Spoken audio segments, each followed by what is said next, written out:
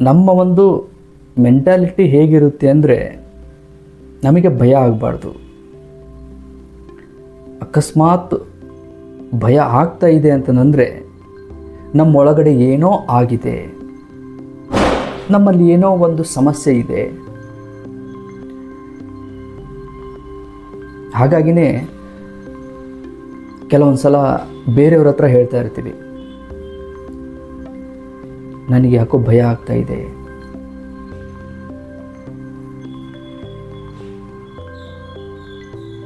ಭಯ ಆಗ್ತಾ ಇರೋದು ಯಾರಿಗೆ? ನಮಗೆ. ನಾವದನ್ನು ಮತ್ತೊಬ್ಬರಿಗೆ ಹೇಳ್ತಾ ಇದ್ದೀವಿ, ಹೊರಗಡೆ ಅದಕ್ಕೆ ಪರಿಹಾರ ಹುಡುಕ್ತಾ ಇದ್ದೀವಿ ಅಂತಂದರೆ ಅದ್ರ ಬಗ್ಗೆ ನಮಗೆ ಗೊತ್ತಿಲ್ಲ ಅಂತ ಅರ್ಥ.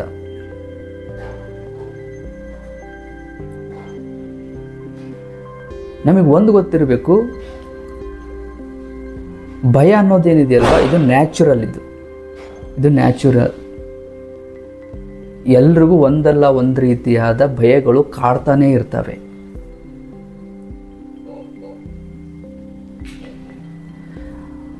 ಭಯಗಳು ಯಾಕೆ ಬರ್ತವೆ? ನಮಗೆ ಯಾಕೆ ಭಯ ಆಗುತ್ತೆ ಅಂದರೆ, ಒಂದು ದೃಷ್ಟಿಕೋನದಲ್ಲಿ ನೋಡಿದರೆ ನಾವು ಭಯ ಆಗ್ತಾ ಇದ್ದೀವಿ ಅಂದರೆ ಅದು ಒಳ್ಳೆಯದು. ಈ ಭಯ ಏನು ಮಾಡುತ್ತೆ ಅಂತಂದರೆ, ನಮ್ಮನ್ನು ಜ್ಞಾನವಂತರನ್ನಾಗಿ ಮಾಡೋದಕ್ಕೆ ಪುಷ್ ಮಾಡುತ್ತೆ.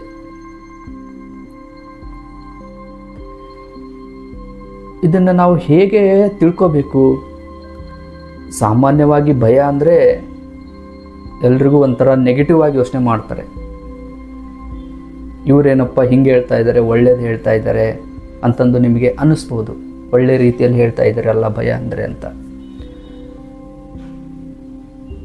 ಇದನ್ನು ನಾವು ಹೇಗೆ ಅರ್ಥ ಮಾಡ್ಕೋಬೇಕು ಅಂತಂದರೆ, ಇವಾಗ ನೋಡಿ, ಭಯ ಯಾಕಾಗುತ್ತೆ? ಇದ್ರ ಬಗ್ಗೆ ನಾವು ಯೋಚನೆ ಮಾಡಿದ್ದೀವ? ಯೋಚನೆ ಮಾಡಿಲ್ಲ. ಯಾಕೆ ಯೋಚನೆ ಮಾಡಿಲ್ಲ ಅಂತಂದರೆ, ಭಯ ಅನ್ನೋದು ಎಲ್ಲೋ ಒಂದು ಕಡೆ ಹೊರಗಿನ ಒಂಥರ ದುಷ್ಟಶಕ್ತಿ ಅಂತ ಅಂದ್ಕೊಂಡಿದ್ದೀವಿ. ಅದು ನಮ್ಮಿಂದ ಹೊರಗಿದೆ ಅಂತ ಹೇಳಿ. ನೋಡಿ, ಯಾವುದನ್ನು ನಾವು ನಮ್ಮಿಂದ ಹೊರಗಿದೆ ಅಂತ ಹೇಳಿ ಭಾವಿಸ್ತೀವೋ ಅದ್ರ ಬಗ್ಗೆ ನಾವು ಡೀಪಾಗಿ ಯೋಚನೆ ಮಾಡೋದಿಲ್ಲ. ಇವಾಗ ನಮಗೆ ಭಯ ಆಗ್ತಾ ಇದೆ ಅಂತಂದರೆ ನಾವು ಅದನ್ನು ತಗೋಬೇಕು. ಹೌದು, ಇವಾಗ ನನಗೆ ಭಯ ಆಗ್ತಾ ಇದೆ. ನಾವು ಅದನ್ನು ಮೈಂಡಲ್ಲಿ ಒಪ್ಕೊಂಡಾಗ ನಾವು ಅವಾಗ ಯೋಚನೆ ಮಾಡ್ತೀವಿ, ಯಾಕೆ ಭಯ ಆಗ್ತಾ ಇದೆ ಅಂತ ಹೇಳಿ. ನಾವು ಯಾವಾಗ ಅದ್ರ ಬಗ್ಗೆ ಯೋಚನೆ ಮಾಡೋಕ್ಕೆ ಶುರು ಮಾಡ್ತೀವೋ ಆಗ ನಮಗೆ ಗೊತ್ತಾಗುತ್ತೆ ಯಾವ ವಿಷಯ ನಮ್ಮನ್ನು ಭಯಪಡಿಸ್ತಾ ಇದೆ ಅಂತ ಹೇಳಿ. ಆ ವಿಷಯ ನಮಗೆ ಗೊತ್ತಾಯಿತು ಅಂತಂದರೆ ಆಗ ನಾವು ಅದ್ರ ಮೇಲೆ ಕಾನ್ಸಂಟ್ರೇಷನ್ ಮಾಡ್ತೀವಿ. ಯಾಕೆ ಆ ಒಂದು ವಿಷಯ ಮಾತ್ರ ನನ್ನನ್ನು ಭಯಪಡಿಸ್ತಾ ಇದೆ? ಯಾಕೆ ಅಂದರೆ ಅದ್ರ ಬಗ್ಗೆ ಗೊತ್ತಿಲ್ಲ ಅಷ್ಟೇ.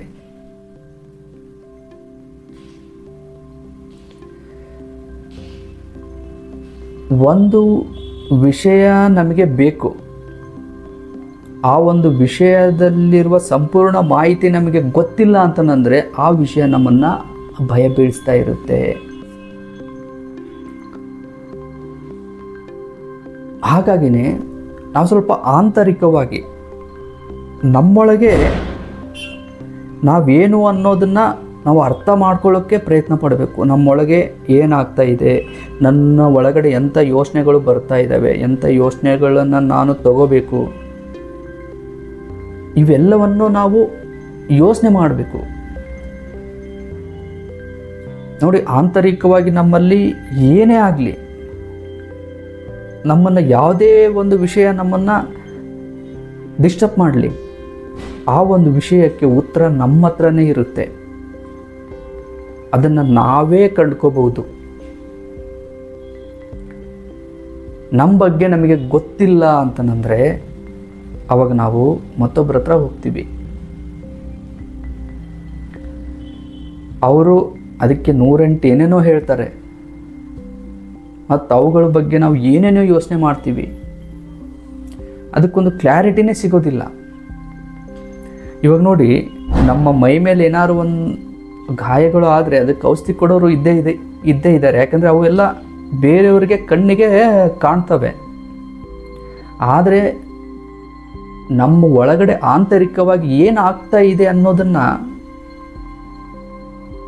ಅದನ್ನು ನಾವು ಮಾತ್ರ ಕಂಡ್ಕೋಬೇಕು. ಅದು ನಮಗೆ ಮಾತ್ರ ಗೊತ್ತಿರುತ್ತೆ. ಕೆಲವೊಬ್ಬರು ಒದ್ದಾಡ್ತಾ ಇರ್ತಾರೆ, ನನಗೆ ಭಯ ಆಗ್ತಾ ಇದೆ, ಏನು ಮಾಡಬೇಕು ಗೊತ್ತಾಗ್ತಾ ಇಲ್ಲ.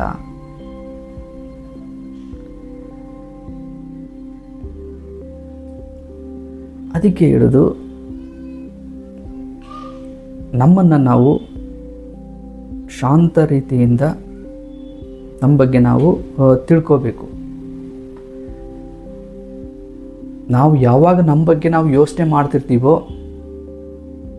ಆಗ ಯಾವ ವಿಷಯಗಳು ಹೇಗಿದ್ದಾವೆ, ಯಾವುದು ನನ್ನನ್ನು ಡಿಸ್ಟರ್ಬ್ ಮಾಡ್ತಾ ಇದೆ ಅನ್ನೋದು ನಮಗೆ ಗೊತ್ತಾಗುತ್ತೆ.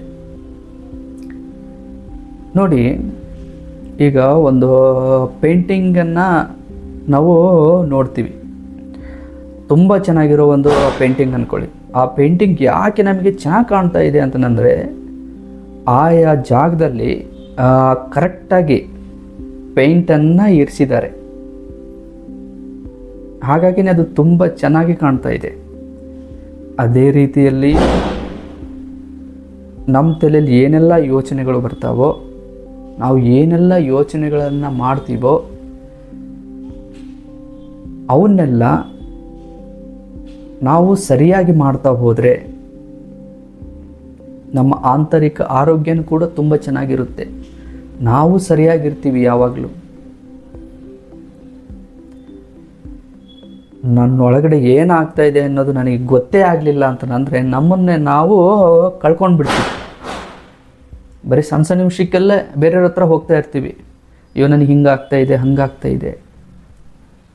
ನೋಡಿ, ನಮಗೆ ಬ್ರೈನ್ ಇದೆ ಅಲ್ವಾ, ದೇವರು ನಮಗೆ ಬ್ರೈನ್ ಕೊಟ್ಟಿರೋದು ದೊಡ್ಡದೊಂದು ವರ. ಇದು ಎಂಥ ವಿಷಯನಾರಾಗಲಿ ನಾವು ತಿಳ್ಕೊಬೋದು ಮನಸ್ಸು ಮಾಡಿದರೆ. ಬಟ್ ಏನಂದರೆ ಮನಸ್ಸು ಮಾಡಬೇಕು.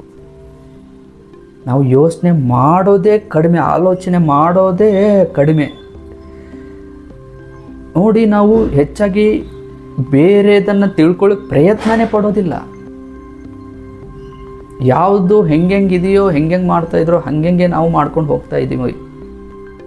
ಈ ಥರ ಇದ್ದರೆ ನಮ್ಮಲ್ಲಾಗುವ ಭಯ, ಆತಂಕ, ದುಃಖ ಇವುಗಳಿಗೆ ನಾವು ಪರಿಹಾರ ಕಂಡುಕೊಳ್ಳೋಕ್ಕಾಗೋದೇ.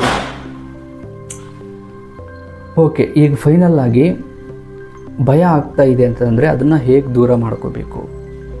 ಇವಾಗ ನೋಡಿ, ನಮಗೆ ಭಯ ಆಗ್ತಾ ಇದೆ ಅಂತಂದರೆ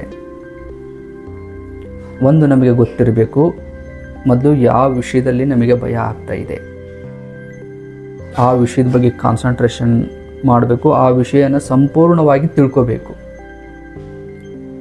ನಮಗೆ ಯಾವ ವಿಷಯ ಗೊತ್ತಿಲ್ವೋ ಅವು ನಮ್ಮನ್ನು ಭಯ ಬೀಳಿಸ್ತವೆ. ಹಾಗಾಗಿನೇ ನಾನು ಮೊದಲಿಗೆ ಹೇಳಿದೆ, ಭಯ ಅನ್ನೋದು ಒಂದು ರೀತಿಯಲ್ಲಿ ಒಳ್ಳೆಯದು. ಅದು ನಮ್ಮನ್ನು ಜ್ಞಾನವಂತರನ್ನಾಗಿ ಮಾಡುತ್ತೆ. ಹೇಗೆ ಅಂದರೆ, ನಮಗೆ ಯಾವ ವಿಷಯಗಳು ನಮಗೆ ಗೊತ್ತಿರೋದಿಲ್ವೋ ಅವುಗಳು ನಮ್ಮನ್ನು ಭಯಪಡಿಸ್ತವೆ. ಆಗ ನಾವು ಏನು ಮಾಡ್ತೀವಿ, ಆ ಒಂದು ವಿಷಯಗಳನ್ನು ಸಂಪೂರ್ಣವಾಗಿ ತಿಳ್ಕೊಳ್ಳೋಕ್ಕೆ ಪ್ರಯತ್ನ ಪಡ್ತೀವಿ. ಆಗ ನಮಗೆ ನಾಲೆಡ್ಜ್, ಜ್ಞಾನ ಅನ್ನೋದು ಆಟೋಮೆಟಿಕ್ಕಾಗಿ ಬಂದೇ ಬರುತ್ತೆ.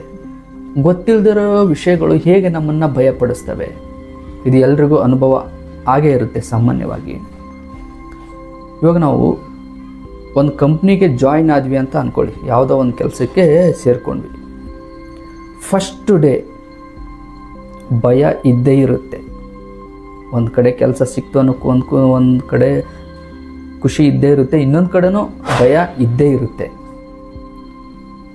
ಈ ಭಯ ಯಾಕಿರುತ್ತೆ ಅಂದರೆ ಆ ಒಂದು ಜಾಗ ನಮಗೆ ಗೊತ್ತಿಲ್ಲ, ಅಲ್ಲಿರೋ ಜನರ ಬಗ್ಗೆ ನಮಗೆ ಗೊತ್ತಿಲ್ಲ, ಮತ್ತು ಆ ಒಂದು ಕೆಲಸ ಹೇಗಿರುತ್ತೆ, ನಮ್ಮ ಕೈಲಿ ತುಂಬ ಕೆಲಸ ಮಾಡಿಸ್ತಾರ ಹೇಗೆ ಅನ್ನೋದು ಏನು ಗೊತ್ತಿರೋದಿಲ್ಲ. ಹಾಗಾಗಿ ಅಲ್ಲಿ ನಾವು ಭಯ ಬೀಳ್ತಾ ಇರ್ತೀವಿ. ಇಷ್ಟೇ ಲಾಜಿಕ್ಕಾಗಿ ನಾವು ಅರ್ಥ ಮಾಡ್ಕೊಳ್ಳೋದು ಬೇಕಾಗಿರೋದೇನು ಅಂತಂದರೆ, ಒಂದು ವಿಷಯದಲ್ಲಿ ನಾವು ಭಯ ಬೀಳ್ತಾ ಇದ್ದೀವಿ ಅಂದರೆ ಆ ಒಂದು ವಿಷಯದ ಬಗ್ಗೆ ಗೊತ್ತಿಲ್ಲ ಅಂತ ಅರ್ಥ. ಇದು ದೂರ ಆಗಬೇಕು ಅಂತಂದರೆ ಆ ಒಂದು ವಿಷಯದ ಬಗ್ಗೆ ಸಂಪೂರ್ಣವಾಗಿ ತಿಳ್ಕೋಬೇಕು.